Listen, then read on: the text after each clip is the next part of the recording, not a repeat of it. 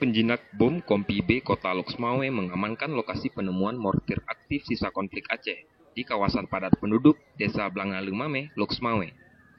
Dengan menggunakan atribut lengkap, tim penjinak bom kemudian mengevakuasi mortir aktif tersebut dan dibawa ke markas Kompi B untuk penyelidikan lebih lanjut.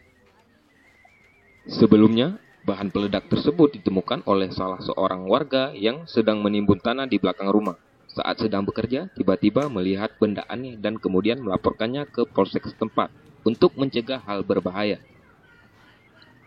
Kapolsek Muara I AKP Ahmad Yani mengatakan penemuan ini berawal informasi warga yang melihat sebuah bom aktif jenis pelontar. Dari laporan tersebut, yang dibantu TNI langsung mengamankan lokasi untuk menghindari dari hal yang tidak diinginkan.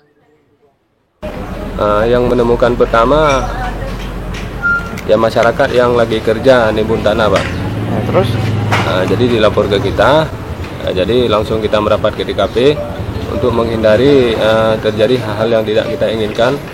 Apalagi di sini kan masyarakat banyak, di tempatnya pun dikelilingi rumah masyarakat. Penemuan bahan peledak sisa konflik Aceh sudah sering ditemukan warga di sejumlah kabupaten dan kota di Aceh.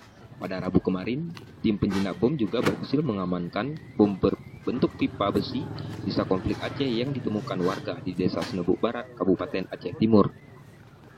Penemuan bom sisa konflik juga pernah terjadi di Kabupaten Pidi, Aceh pada 14 Juli lalu, yang mengakibatkan seorang remaja tewas saat menemukan bahan peledak tersebut di belakang rumahnya. Dari Kota Loksmawe, Bastin, Pelita On TV melaporkan.